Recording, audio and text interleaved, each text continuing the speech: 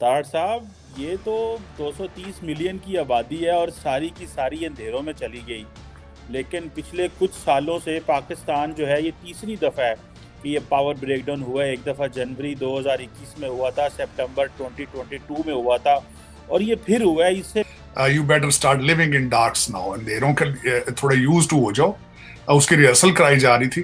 लेकिन मैं ये कहूंगा कि सबसे ज्यादा जो नुकसान हुआ है वो पीटीआई के लौंडे लपाड़ों को हुआ है कि उनके फोन चार्ज नहीं हो सके। तार साहब, ये तो 230 मिलियन की आबादी है और सारी की सारी अंधेरों में चली गई। आज कहा जा रहा है कि दुनिया में जो पावर ब्रेकडाउन है बड़ी जगहों पे हुए हैं, लेकिन पिछले कुछ सालों से पाकिस्तान जो है, ये तीसरी दफ़ा है कि ये पावर ब्रेकडाउन हुआ है। एक दफ़ा जनवरी 2021 में हुआ था, सितंबर 2022 में हुआ था, और ये फिर हुआ है। इससे पहले अगस्त 2020 में श्रीलंका में पावर ब्रेकडाउन हुआ था। आप क्या समझते हैं, ये निशानियां हैं समझने वालों के लिए कि जिस तरह श्रीलंका में जो ब्रेकडाउन हुआ था तो हालात ख़राब हो गए सन। अभी तो कई लोग ये मजाक उड़ा रहे हैं, वो हमने आईएमएफ के पैसे देने हैं, वो हमारा मीटर उतार के ले गए हैं बिजली का। तो ये, और वो कहते हैं हमने हाई पावर कमेटी बना दी है। ये आप समझते हैं नालायकी है, मिस गवर्नेंस है, पैसे नहीं थे? मतलब क्या चीज़ें हैं? कहते हैं रात को हम बंद कर देते थे, स्विच बंद कर देते हैं, सवेरे ऑन की तो दिशाई नहीं चली। So how do you see this? This is a failure of bureaucracy system या जो पॉलिटिकल फेलियर है सर? मेरा ख्याल है ये कॉम्बिनेशन हर चीज का है। और दूसरा, कौम के लिए मेरा ख्याल तैयारी के लिए उन्होंने कहा कि you better start living in darks now, अंधेरों के थोड़े यूज टू हो जाओ। उसकी रिहर्सल कराई जा रही थी। लेकिन मैं ये कहूंगा कि सबसे ज्यादा जो नुकसान हुआ है वो पीटीआई के लौंडे लपाड़ों को हुआ है कि उनके फोन चार्ज नहीं हो सके। और कई जगह पे जो ना सेल फोन की कवरेज नहीं थी, उनको सबसे ज्यादा नुकसान हुआ है कि उनके ट्वीट और टिकटॉक नहीं चल सके। मेरा ख्याल में सबसे ज्यादा अफसोस खान साहब और उनकी पार्टी को होना चाहिए। दूसरा, सीरियस नोट के ऊपर ये हालात थे कि कई जगह पानी, पीने का पानी नहीं मिल सका। उसकी वजह ये थी कि ट्यूबवेल वगैरह चीजें जो नहीं चल सकी कराची के अंदर, वो दुश्वारी थी। दूसरा ये था कि ऑपरेशन कई लोगों के, मरीजों के कैंसिल करने पड़े, पोस्टपोन करने पड़े। लेकिन ये वाहिद मुल्क है, मेरे ख्याल में कई और मुल्क हैं अफ्रीका के, जिस तरह के कांगो है या इस तरह के और ममालिक हैं जहां पे इस तरह की चीजें रूटीन होती है। वैसे तो अब श्रीलंका के अंदर भी 18-18 घंटे बिजली जाती है। और माजी के अंदर पाकिस्तान में भी लोग जो हैं वो बिजली के बगैर ही, कई जब लोड शेडिंग पीक पर थी, तो कौम तैयार है। वैसे ऐसी कोई बड़ी बात नहीं है, कौम तैयार है। अंधेरों में से ये निकली है ये कौम, और अंधेरों में रहने के they are so used to it. लेकिन ये कि मेरे ख्याल में अच्छा हुआ है कि कौम को तैयार किया जा रहा है। अभी दूसरा झटका अल्लाह ना करे, मेरे मुंह में खाक है कि अल्लाह ना करे कि दूसरा झटका पेट्रोल का लगे। और लग तो यही रहा है कि सिर्फ पेट्रोल खरीदने के लिए ऑयल कंपनीज की एलसीज नहीं खुल रही हैं, और फरवरी के अंदर जो है वो पेट्रोल का शुरू होगा। और यहाँ पे मैं ये बताना चाहूंगा कि ये सारी निशानियां मिलती जा रही हैं श्रीलंका के साथ। वहां भी सबसे पहले पेट्रोल जो है वो शार्ट हुआ था, उसके बाद हर चीज रुक गई थी। क्योंकि जब पेट्रोल रुकता है तो फिर गाड़ी रुक जाती है, गाड़ियां रुकती हैं तो जिंदगी रुक जाती है, क्योंकि फ्रेट उसके साथ रिलेटेड होता है। फ्रेट की बात करेंगे तो 700 कंटेनर कराची पड़ा है इस वक्त। और फ्रेट कंपनियां जो हैं, कई जो पाकिस्तान में शिपिंग कंपनियां हैं, वो अपना ऑपरेशन बंद करने के बारे में सोच रही हैं। उसका नुकसान क्या होगा कि टूटे फूटे आपके तौलिए बुनियादें जो बिक रही हैं, एक्सपोर्ट हो रही हैं, वो भी बंद हो जाएंगी। फैसलाबाद की इंडस्ट्री ऑलमोस्ट बंद हो चुकी है। लेकिन जो चल रहे हैं अभी हौजरी के कुछ कारखाने, वो फिर उसके बाद बुनियादों के बाद सिर्फ नाले, शलवारों के नाले ही बना पाएंगे, और कुछ नहीं बनेगा वहां पे। हजार बंद ही बनेंगे वो वहां पे, और कुछ नहीं होगा। लेकिन कौम इस वक्त कोई परेशानी फिक्र नहीं है, कौम बिजी है। 44 एमएनए कभी असेंबली भाग रहे हैं, कभी स्पीकर के घर में जा रहे हैं, कभी कहाँ जा रहे हैं। और जो मेरी इंफॉर्मेशन जो मैं सुन रहा हूं कि उन्हें सिर्फ और सिर्फ एक आर्डर दिया गया है कि कायमा कमेटी जो है वहां पे आप इनकी करप्शन के जो चीजें वो निकल रही हैं, और ये जल्दी से जल्दी चाहते हैं कि वहां जाके कायमा कमेटी की चेयरमैनशिप ली जाए। दूसरा, इस वक्त जो पाकिस्तान के बिजली के बाद जो दूसरी बिजलियां इस वक्त गिर रही हैं वो कौन सी हैं? एक सीनियर वजीर साहब ने फरमाया है कि 6 जर्नैल और 5 जज जो हैं वो पाकिस्तान की किस्मत के फैसले करते हैं। दूसरा, हमारे जो एक और कैप्टन सफदर साहब ने एक बिजली गिराई है, उन्होंने कहा है हमें इलेक्शन नहीं, एहतसाब चाहिए, और एहतसाब चाहिए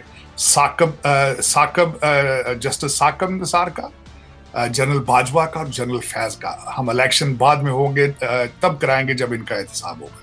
तो बिजलियां, सियासी बिजलियां भी गिर रही हैं। मोहसिन नकवी साहब जो है इस वक्त, वो भी सियासी बिजलियां पंजाब पे गिरा रहे हैं। वो इस तरह गिरा रहे हैं कि उन्होंने मोहतरम हमारे जो परवेज लाई साहब हैं, उनकी तीसरी बीवी के करीब घेरा बंद टाइट कर लिया है सारा अनवर के इर्द गिर्द। उन्होंने भी लंबी चौड़ी शॉपिंग की है जायदादों की, और उनके ऊपर एलिगेशन जो चोई साहब के खिलाफ है कि 3 महीने में 300 अरब रुपया जो है वो उन्होंने खर्च किया है। अब उसमें देखें कि उसमें कितने पैसे जो है अजीज व अकारब में गए हैं।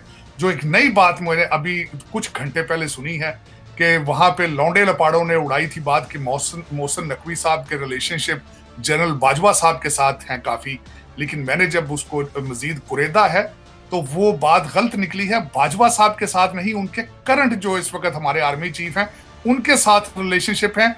और वो जब गए थे उमरा करने सऊदी अरेबिया, और उस वफ्त का हिस्सा थे मोहसिन नकवी साहब। हालांकि वो अल-ऐलान तो कहा जा रहा है कि वो कहते हैं ये हमारे जरदारी साहब के बच्चे हैं वो, लेकिन ये कि वो he is very close to the serving army chief. और उन्होंने आज जो कल हलफ लिया है, आज सबसे ज्यादा उन्होंने जो काम किया है, लाहौर का FIA ऑफिस के अंदर से जो फाइलें रोक कर बैठे थे हमारे चौधरी साहब, बिलखसूस मुनस अलाही की जो रिपोर्टें थी, फाइलें थी, और जो फाइलें थी तीसरी बीवी की, वो आज उन्होंने वहां जल्द अज जल्द उनकी कापियां करके फेडरल गवर्नमेंट के हवाले कर दी। वो फाइल बना देंगे, जिस तरह आपको पता ही हमारी एजेंसियां फाइलें बनाती हैं, यूज तो वो तब करती हैं जब जरूरत पड़ती है। ये क्योंकि आपका मुल्क जो है फाइलों का मुल्क है। बिल्कुल सही कहा ताड़ साहब। जी बिल्कुल सही कहा आपने ताड़ साहब, बड़ी खूबसूरत बात की आपने कि ये फाइलों का मुल्क है और हर चीज़ जो है वो फाइलों में ही होती है। जब दिल किया जाता है वो फाइलें जो है वो उठा ली जाती हैं, जब दिल किया जाता है वो फाइलें जो हैं वो दबा ली जाती हैं। ताड़ साहब, एक बड़ा हम पॉलिटिकल सिचुएशन तो डिस्कस करते ही करते हैं। एक बड़ी अनहोनी है कि कराची में एक लड़का था नकीबुल्लाह, उसका मर्डर हुआ था कुछ साल पहले, और उसमें जितने भी लोग मुलव्वस थे, SSP राव अनवार, और उस सारे के सारे लोग छूट गए हैं। और कहा जाता है ताड़ साहब कि ये राव अनवार जो SSP साहब हैं, ये एक दिन भी जेल नहीं गए, इनके घर को ही सब जेल बना दिया गया। और ये जस्टिस सिस्टम कैसे चलेगा? कहा जाता है कि ये देखना हो कि मुल्क चल रहा है या तरक्की कर रहा है या रास्ता है, तो कहा जाता है कि देखो अदालतें काम कर रही हैं, जस्टिस मिल रहा है, लोग खुश हैं। ये तो क्या मजाक है कि जिस तरह थोड़ी देर पहले आप कह रहे थे कि किसी वजीर साहब ने ये कहा है कि 6 जर्नैल और 5 जज मुल्क चलाते हैं, और इधर देखें कि ये जो लोग जो मुलव्वस थे उसके कत्ल में SSP साहब भी वो सब रिहा हो गए हैं, बड़ी इज्जत बाप जो है वो बरी हो गए। आप कैसे देखते हैं, कैसे हम चल पाएंगे? इकॉनमी वैसे डूब रही है, निज़ाम अदल और लोगों को इंसाफ भी नहीं अब मिलेगा। मेरे ख्याल में अगर क्राइटेरिया, अदालतों को क्राइटेरिया बनाया जाए पाकिस्तान के अंदर, तो पाकिस्तान तो काफी अरसे का खत्म हो जाना चाहिए था। उसकी वजह यह है कि अगर आज की देखी जाए बात, तो अनवार साहब तो एक बड़ी छोटी बात है। जिस तरह अजीज उजैर बलोच को इन्होंने उनको हैंडल किया था, और आज जिस तरीके से हमारे छोटे मियाँ साहब के जो हैं, जो आ चुके हैं शहबाज शरीफ साहब के, और जिस तरीके से उनको और शहबाज शरीफ साहब के दामाद को अदालतें रिलीफ दे रही हैं, जिस तरीके से नैब के केसेस सिंध में शिफ्ट किए गए थे जरदारी साहब के, तो ये कौन सी अदालतें, तो कहाँ की सजा और कहाँ की जजा। मेरे ख्याल में तो पाकिस्तान जो अदालतें हैं वो एक बस मेरे ख्याल में चंद गरीब लोगों को उन्होंने चक्कर में डाला हुआ है, वरना अमीर आदमी का कानून तो अपना कानून होता है।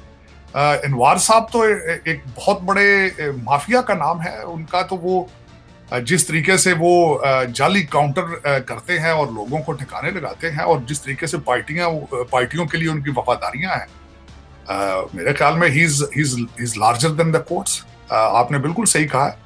लेकिन ये कौन सी अदालतें हैं? मैंने जिस तरह कहा था कि आपको कि सियासत में इन्वॉल्व हैं, बल्कि मैं सियासत में नहीं, मैं तो सबकी बात करूंगा।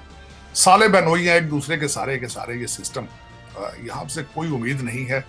ना इन्हें पता है पाकिस्तान क्या है, ना इन्हें पता है अदालत क्या है, ना पता है कानून पता है, ना आइन का पता है। एक दिन इस्तीफे देते हैं, दूसरे दिन कहते हैं इस्तीफे नहीं लेने, मर्जी की असम्बलियों में बैठते हैं, मर्जी की अदालतों से फैसले कराते हैं।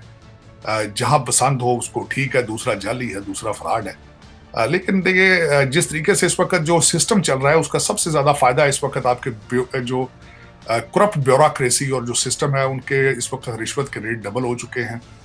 रमजान के लिए तैयारियां शुरू हो चुकी हैं, जखीरा अंदोजी चल चुकी है, लेकिन इस वक्त कोई समझ नहीं आ रही कि आपका कंट्री चला कौन रहा है। हर चीज का इशारा लंदन से पूछा जाता है, पॉलिटिकल इंजीनियरिंग वो भी चल रही है। लेकिन ये कि आपके फॉरेन रिजर्व जो ज़खायर हैं वो भी ख़त्म होते जा रहे हैं। जिस तरीके से आज आपके कोई चीज़ इंपोर्ट नहीं हो रही, कोई चीज़ एक्सपोर्ट नहीं हो रही, और तशवीशनाक सूरत हाल है, तशवीशनाक। और जिस तरह मैंने आपको कहा है कि परवेज़ लाइक साहब के ऊपर एक्विजिशन है कि 3 महीने में 300 अरब रुपया उन्होंने खर्च किया है। 100 अरब रुपया उन्होंने मंडी बहाउद्दीन और गुजरात डिस्ट्रिक्ट को दे दिया है। उसके बाद एक लंबी लिस्ट मौजूद है जिसमें आप देखें कि सफदर नकवी साहब क्या करते हैं। सफदर नकवी साहब के पास 90 डेज हैं मेरे ख्याल में। He is foreign educated, CNN के प्रोड्यूसर पाकिस्तान में रहे हैं। अगर मेरे ख्याल में कर तो वो कुछ नहीं सकते, मुझे पता है जिस तरीके से हमारा सिस्टम मफलूज है, लेकिन कम अज कम ये लोगों को इनकी स्टोरियां बता जरूर जाएं ताकि इनकी भी कोई फाइलें बन जाएं, कभी ज़रूरत पड़े तो कौम इनसे पूछ सके कि व्हाट हैपेंड। क्योंकि एक तो जो प्रिंस हैं हमारे स्टेट ऑफ गुजरात के, वो तो स्पेन से फ्रांस जा चुके हैं। अब तीसरी बीवी है नीचे और मियाँ साहब हैं, चोई साहब हैं, और कुछ और लोग जो हैं इस वक्त ECL पर हैं। लेकिन देखें जिस तरह है, आज उन्होंने कई इक़दाम किए हैं। उन्होंने जो नकवी साहब ने जो नाम आगे आ रहे हैं वो तो ठीक है। वैसे चीफ सेक्रेटरी जो उन्होंने चेंज किया है, उन्होंने CCPO भी चेंज कर रहे हैं। भट्टी साहब को भी ट्रांसफर करके उन्होंने वापस भेज दिया है। स्टेप्स तो ले रहे हैं, वो देखें अब। लेकिन ताड़ साहब एक बात बताएं, इमरान खान कहते हैं कि मेरी हुकूमत तो गिराने वाला है जो सबसे जो ताकत में लगा हुआ था, और जो लगा तो मोहसिन नकवी था। और ये जो मोहसिन नकवी जिसको इन्होंने वज़ीर आला बना दिया, यही तो मेरी हुकूमत गिरा रहा था। पहले कह रहे थे अमेरिका गिरा रहा है, अब कह रहे हैं कि नहीं अमेरिका नहीं, मोहसिन नकवी जो है इसने किरदार अदा किया है। तो ये जो मोहसिन नकवी है, ये है तो मीडिया पर्सन, पाकिस्तान में मीडिया पर्सन बड़े ताकतवर होते हैं। तो ये, और अब वो कह रहे हैं कि हमारी जो हमें इलेक्शन से आउट करना, हमें हराने के लिए हमारे खिलाफ वो लोग लेके आएंगे, जो ब्यूरोक्रेसी में वो लोग लेके आएंगे जो हमें पसंद नहीं करते, और हमें उनसे विक्टिम बनाएंगे। आप समझते हैं केयरटेकर गवर्नमेंट इस तरह कर सकती है? ये चीज़ें उसके मैंडेट में हैं, या क्या आप समझते हैं कि इमरान खान की आदत है वो प्रेशर डालते हैं, प्रेशर टैक्टिक्स कर रहे हैं? बिल्कुल प्रेशर। वैसे तो अगर पूछा जाए इमरान न्याजी साहब से, तो उनके तो फिर कैंडिडेट या बुजदार होंगे तो या फराह गोगी होगी, फिर देखें वो तो नहीं बन सकते ना। वो ज़ाहिर है दूसरे लोग उस पर एग्री नहीं करेंगे। लेकिन देखें ना, उनकी तो मर्जी का बंदा हो जो रिमोट से चलने वाला हो। खान साहब को तो आदत है ना ये। मोहसिन नकवी कोई ABZ कोई भी और वहां पे होता है, जो खान साहब के रिमोट के साथ सिंक नहीं है वो नहीं चल सकता। खान साहब को तो देखे ना, कराची के इलेक्शनों पे एतराज है, वो तो कहते हैं धांधली हुई है। जहां इलेक्शन ना जीत सके वो धांधली है। इलेक्शन कमिश्नर साथ ना चले वो दूसरा किसी का। खान साहब की स्टेटमेंट देखें, कहते हैं आर्मी चीफ जो भी आगे आएगा वो इनकी करप्शन बचाने के लिए आएगा। वो तो जो जहां उनकी मर्जी ना हो वो जो मर्जी कह देते हैं। लेकिन इस वक्त खान साहब बहुत पतली गली में फंसे हुए हैं, कौम उनके पीछे है लेकिन उन्हें नजर नहीं आ रहा। खान साहब इस वक्त पैनिक मोड में है, पैनिक मोड। देखें ना जिस तरीके से 44 लोगों को उन्होंने सड़क पे किया कि जो एक पहले असेंबली गए हैं, फिर वो इलेक्शन कमीशन गए हैं, स्पीकर के घर जाके घेराव करने की कोशिश उन्होंने की है। एक और चीज बताऊंगा, इस वक्त जो हालात चीमा साहब, जो मैंने रिसेंट इंफॉर्मेशन देखी, जब नकवी साहब ओथ ले रहे थे गवर्नर हाउस में, इन्होंने बड़ी रिक्वेस्ट की है कि गवर्नर हाउस के सामने जाके घेराव जलाओ करो, लेकिन साथ अब पुलिस नहीं है, जराए नहीं है, रिसोर्सेज नहीं है। 1 दर्जन बंदे भी इकट्ठे नहीं हो सके वहां, 1 दर्जन। तो ये होता है खान साहब, you are the party of TikTok and the tweet. Karachi में भी यही हुआ है, और आपने जो 62 जलसे किए हैं, आपने लोगों को सारा कुछ दिखा दिया, लोग थक गए।